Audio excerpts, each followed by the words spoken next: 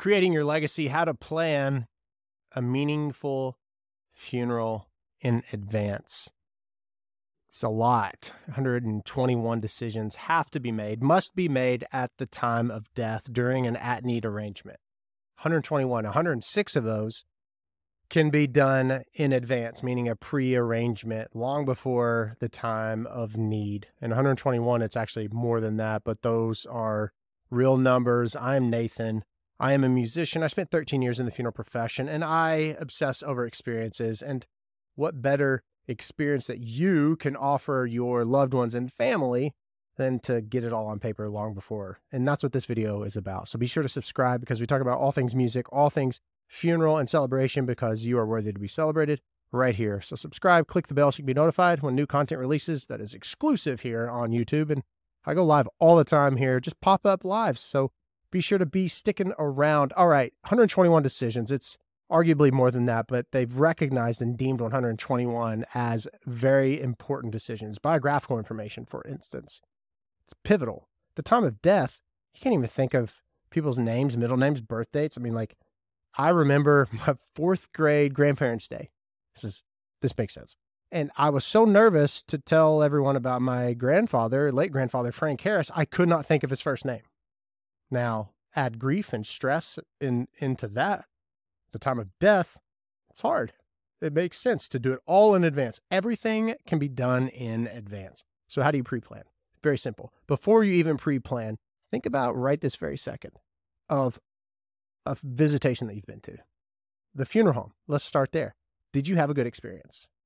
Did you get greeted? Were you welcomed? Did you feel less uncomfortable? Meaning, of course you don't want to be there, but did you feel a little bit more comfortable at that space if you have it to compare to? If you have a comparison, that's even better. Think about that first. Then think about when you went to the chapel, was there an urn present, or was there a physical casket with a loved one reposing?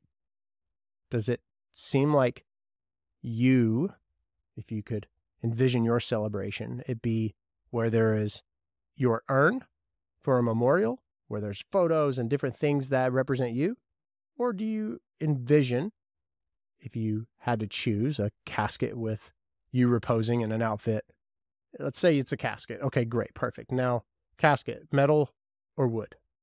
You see what I'm doing? I'm either or. People for the longest time chose a funeral home because their mom's mom, their mom's mother's mother, everyone went to ABC. Well, now, especially post-COVID, people's buying habits are totally different. People aren't going because of a relationship so much. They're going because of the experience. They're going because they have a draw to it of some sort. You have to think in that regard.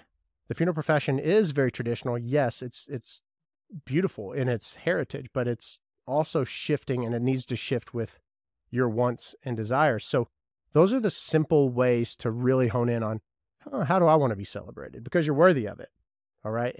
And also keep in mind, there's a lot of educational parts. So let's say that you want a casketed visitation and funeral. You want to go to ABC Funeral Home. You love this one. So then you can start honing in on, okay, let's start with the biographical information. These are the people that are your inner circle, your circle of influence, and then you have like community. And that's going to be useful for coming up with the obituary tribute. Now, you might think the tribute's ridiculous, but people who do genealogy, people who love stories, people who love to know about the loved one, it's important. It matters, because now you have these living memorials on websites, which we'll get to, where the obituary lives in perpetuity. So let's talk about your inner circle. Who are those people? I mean, you may have parents that may not be living anymore. You may have siblings. You may not have any. Maybe these people aren't important.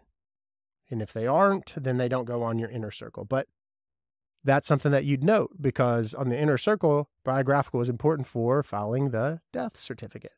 Now, if you're pre-planning, you can make that known, right? You can make it all known in advance. It's all on paper. It's great. Biographical information is critical for vital statistics for the death certificate. And then from there, you can construct who's to be listed, what organizations and groups to be listed. So there you go. The rest of it, perfect. At least you have a template started. Let's talk a little bit about your favorites, or what you want to be remembered for. What are the favorite things of your life that you have achieved, that you've done, that you've overcome, that you want to make sure are listed? This is an important part for you to brag. Meaning, I think those who love you will want to know those things. And then also starting to make notes of like favorite colors, favorite activities, favorite songs. Those don't necessarily have to go in the obituary tribute, but it's good to have those noted. Do you like flowers? Are you in the military? These are all big, important things. I always say we celebrate the mundane. My late grandfather, he tied a tie 43 years, every day. So when I was 13, he taught me how to tie a double Windsor knot. Mundane task for him. But at 13, to this day, every time I do tie a tie, I think of him. So we celebrate the mundane. Do you wear glasses? If you had to have a physical visitation where your body is present, do you want your glasses on? I mean, I'm sure you don't sleep with glasses, but would people not recognize you without it? How do you want your hair? If you're a female, do you like lipstick? Do you like a certain eyeshadow? Those are things to think about. It's important to wear a 3/4 sleeve or a long sleeve, always. It's important. Keep that in mind. And also, what about jewelry? Do you have a family piece? You see what I'm saying? Like, these are all very important questions, because now we're actually planning it. These questions that I'm asking are answers, are planning for your funeral. Going back to the casket. When you think of a casket, your casket, do you think wood is more beautiful or metal? That answer just ruled out hundreds. And yes, in the description right now, you can save 50% clicking the link, because you can buy a casket through my partnership with Titan and save 50% on 1,000 different options. You can pre-plan it right this very second, like today's prices. And the time of your death, that casket can and will be delivered to the funeral home in which you choose. Keep that in mind. That is how you select wood or metal. And then from there, you could do different wood or different metal. Wood, mahogany, cherry, metal, purple, blue, yellow, green. It's whatever you request. Talk about your favorite music. What's your favorite music? What's a song that when you shut your eyes and you think about, just really feels like it depicts a moment in your life or your life? Do you have life insurance?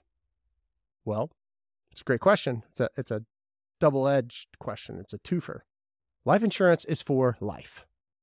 If you're a spouse, if you're married and you have people who are beneficiaries, you want to make sure that in the event you die right now, because that's what your pre-planning is. In your mind, you're like, okay, if I'm not here tomorrow, this is what I want, and this is how I want to be remembered.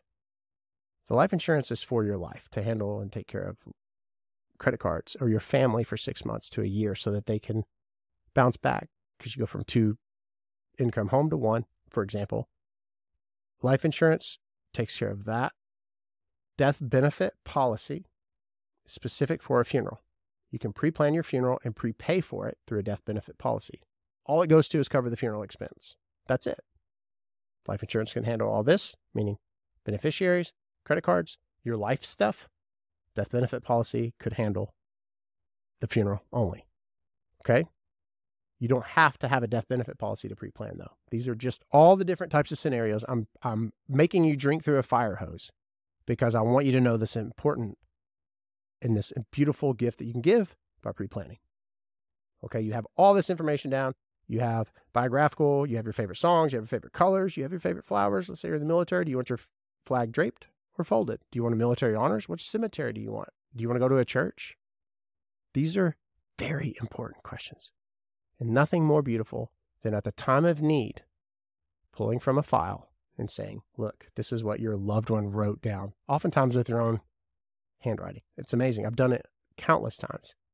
Family cries, they're moved to tears. They're moved to know that you did this for them. So where do you put this information? Oftentimes, people pre-plan at the funeral home they choose.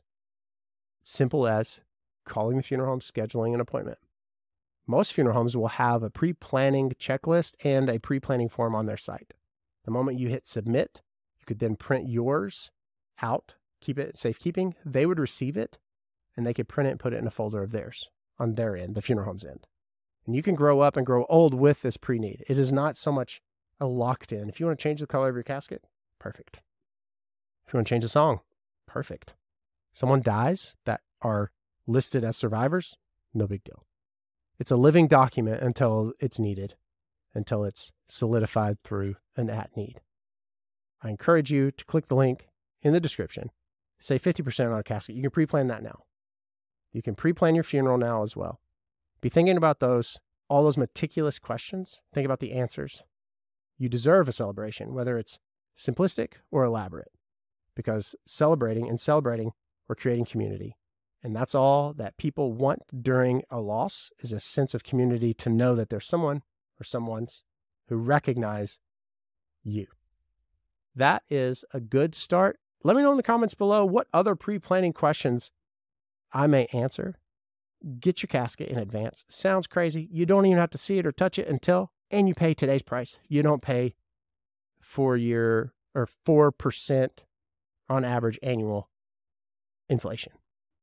Be sure to subscribe, click the bell to be notified. I hope this was of interest to you. I know it's informative. It's a lot to chew on. I hope this was of use to you. You're never too young to pre-plan. Your love farmer when you could ever know. And we'll see you around the river bend at the next one.